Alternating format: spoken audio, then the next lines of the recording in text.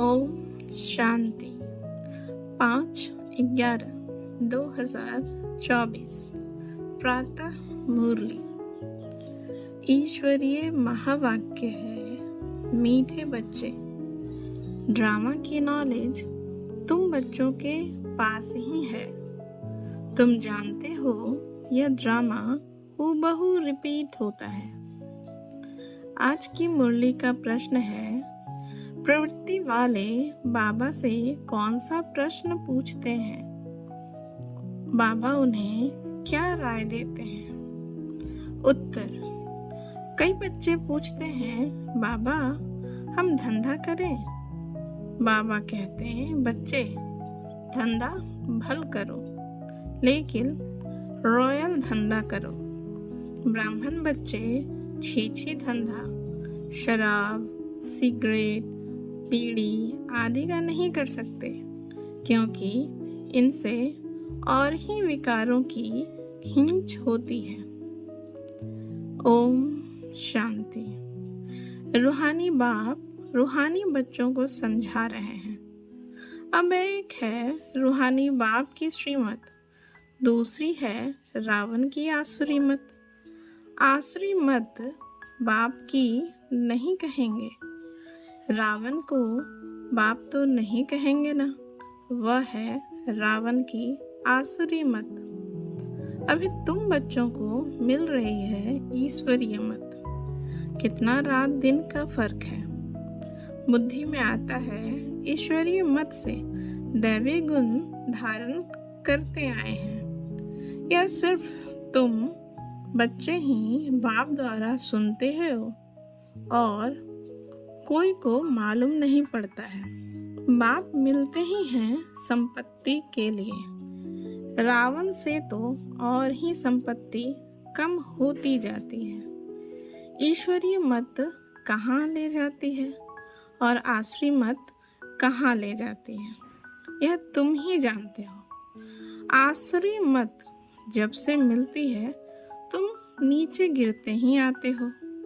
नई दुनिया में थोड़ा थोड़ा ही गिरते हो। गिरना कैसे होता है, फिर चढ़ना कैसे होता है, यह भी तुम बच्चे समझ गए हो। अभी श्रीमत तुम बच्चों को मिलती है, फिर से श्रेष्ठ बनने के लिए। तुम यहाँ आए ही हो श्रेष्ठ बनने के लिए। तुम जानते हो हम फिर श्रेष्ठ मत कैसे पाएंगे। अनेक बार तुमने श्रेष्ठ मत से ऊंच पद पाया है, फिर पुनर्जन्म लेते लेते नीचे गिरते आए हो, फिर एक ही बार चढ़ते हो। नंबरवार पुरुषार्थ अनुसार तो होते ही हैं। बाप समझाते हैं, टाइम लगता है। पुरुषोत्तम संगम युग का भी टाइम है ना, पूरा एक्यूरेट। ड्रामा बड़ा एक्यूरेट चलता है और बहुत वंडरफुल है। बच्चों को समझ में बड़ा सहज आता है। बाप को याद करना है और वर्षा लेना है, बस। परंतु पुरुषार्थ करते हैं तो कईयों को डिफिकल्ट भी लगता है। इतना ऊंच से ऊंच पद पाना कोई सहज थोड़ी हो सकता है। बहुत सहज बाप की याद और सहज वर्षा बाप का है, सेकंड की बात है।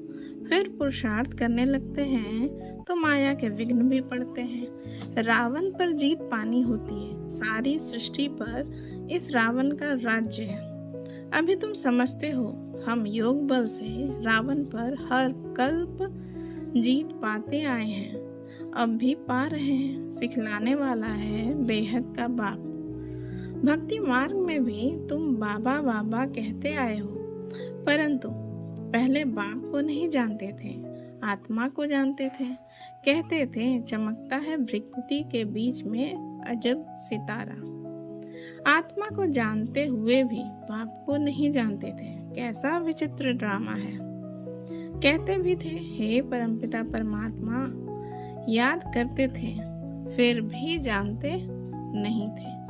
न आत्मा के ऑक्यूपेशन को न परमात्मा के ऑक्यूपेशन को पूरा जानते थे। बाप ही खुद आकर समझाते हैं। बाप बिगर कब कोई रियलाइज करा न सके।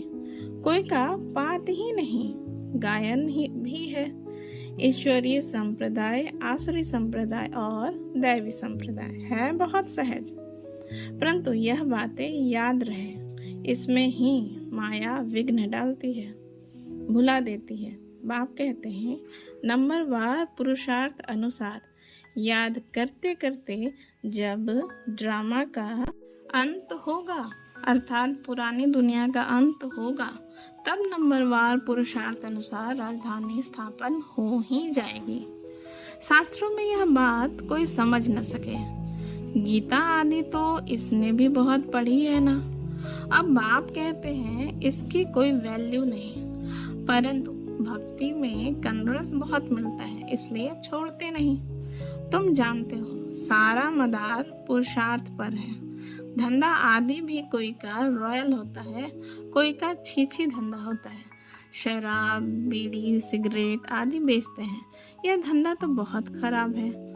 शराब सब विकारों को खींचती है, किसको शराबी बनाना यह धंधा अच्छा नहीं। बाप राय देंगे युक्ति से यह धंधा चेंज कर लो, नहीं तो उच्च पद पा नहीं सकेंगे।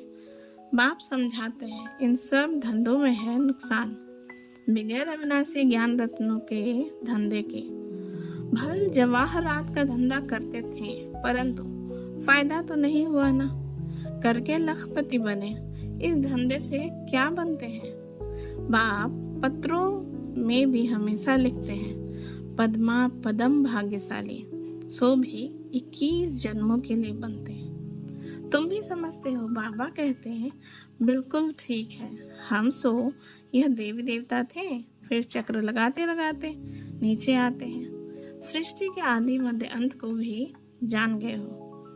नॉलेज तो बाप द्वारा मिली है, परंतु फिर दैवी गुण भी धारण करने हैं, अपनी जांच करनी है। हमारे में कोई आसुरी गुण तो नहीं है, यह बाबा भी जानते हैं।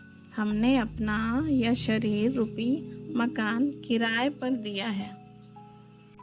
यह मकान है ना, इसमें आत्मा रहती है, हमको बहुत फखूर रहता है।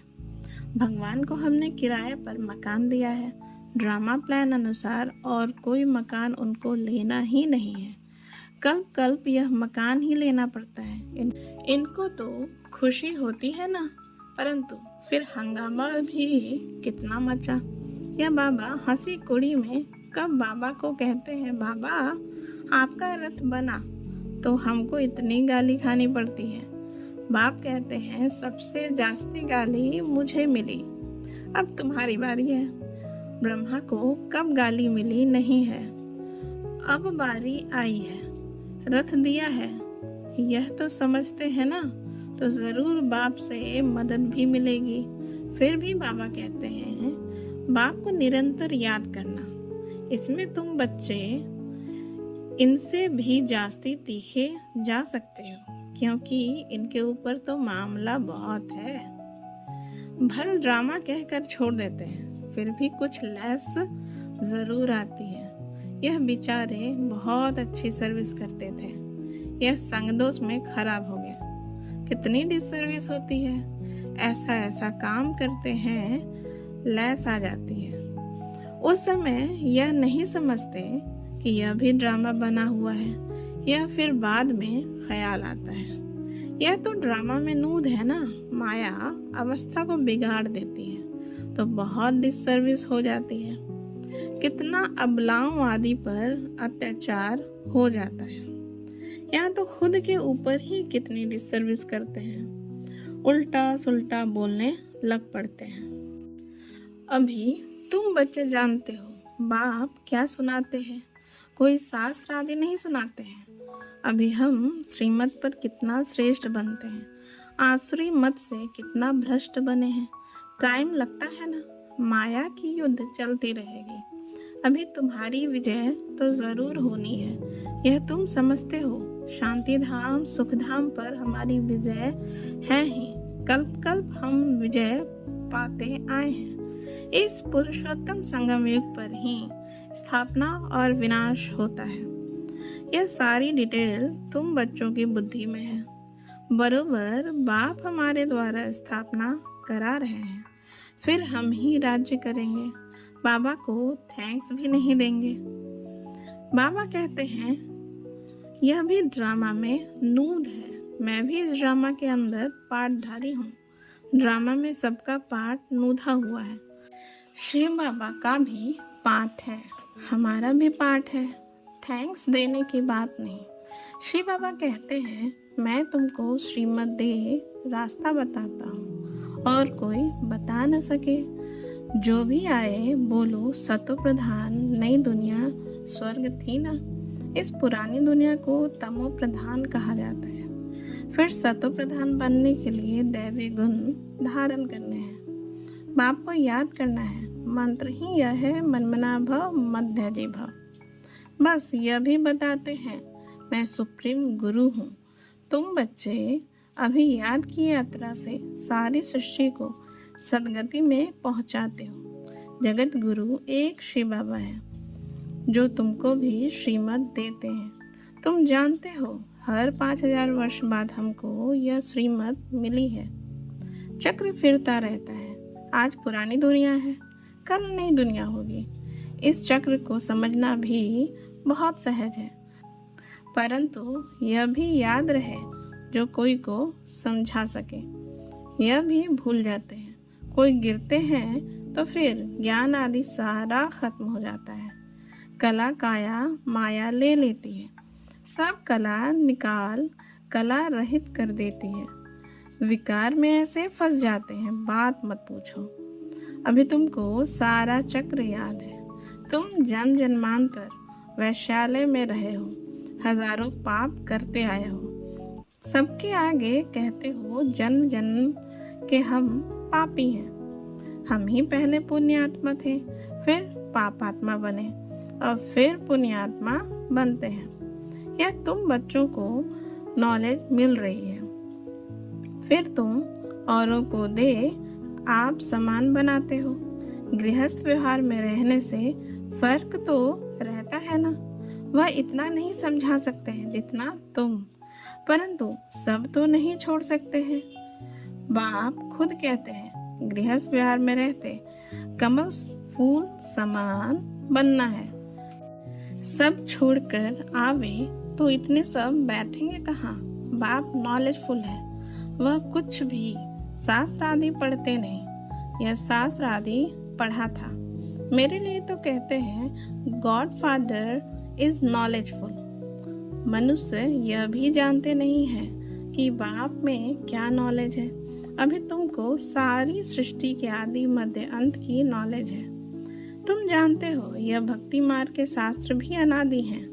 भक्ति मार्ग में यह शास्त्र भी जरूर निकलते हैं। कहते हैं पहाड़ टूट गया, फिर बनेगा कैसे। परंतु यह तो ड्रामा है ना। शास्त्र आदि यह सब खत्म हो जाते हैं, फिर अपने समय पर वही बनते हैं। हम पहले पहले शिव की पूजा करते हैं, यह भी शास्त्रों में होगा ना। शिव की भक्ति कैसे की जाती है, कितने श्लोक आदि गाते हैं। तुम सिर्फ याद करते हो। शिव बाबा ज्ञान का सागर है, वह अभी हमको ज्ञान दे रहे हैं। बाप ने तुमको समझाया है यह सृष्टि का चक्र कैसे फिरता है। शास्त्रों में इतना लंबा चौड़ा गपोड़ा लगा दिया है जो कब स्मृति में आ भी न सके। तो बच्चों को अंदर में कितनी खुशी होनी चाहिए। बेहद का बाप हमको पढ़ाते हैं, गाया भी जाता है। Student life is the best.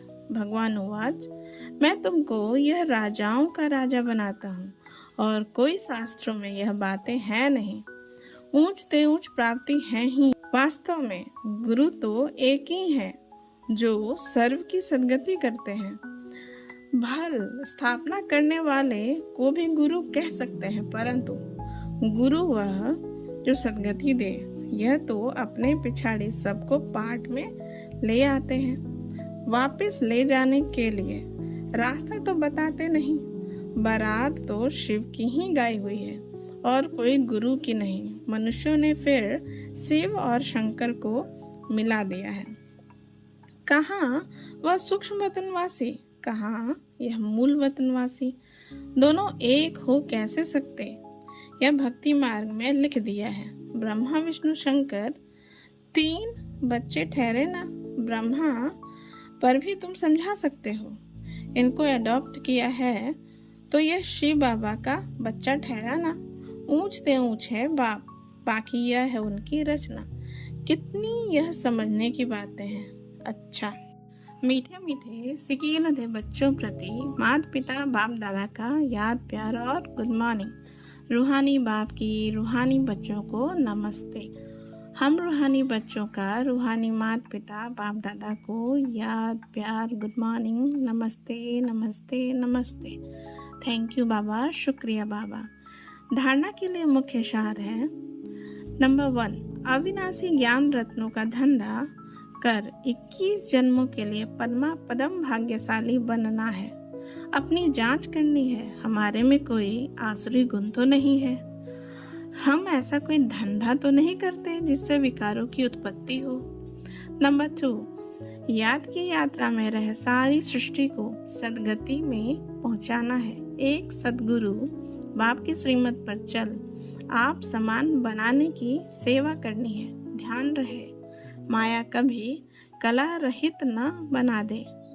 आज का वरदान है, बुराई में भी अच्छाई का अनुभव करने वाले निश्चय बुद्धि बेफिक्र बादशाह भव। इसका विस्तार है, सदा यह स्लोगन याद रहे कि जो हुआ हुआ, अच्छा है और अच्छा ही होना है।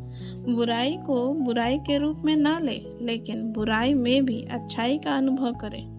बुराई से भी अपना पाठ पढ़ ले। कोई भी बात आए तो क्या होगा यह संकल्प ना आए, लेकिन फौरन आए कि अच्छा होगा। बीत गया अच्छा हुआ। जहाँ अच्छा है वहाँ सदा बेफिक्र बादशाह है। निश्चय बुद्धि का अर्थ ही है बेफिक्र बादशाह। स्लोगन, जो स्वयं को व दूसरों को रिगार्ड देते हैं उनका रिकॉर्ड सदा ठीक रहता है। ओम शांति।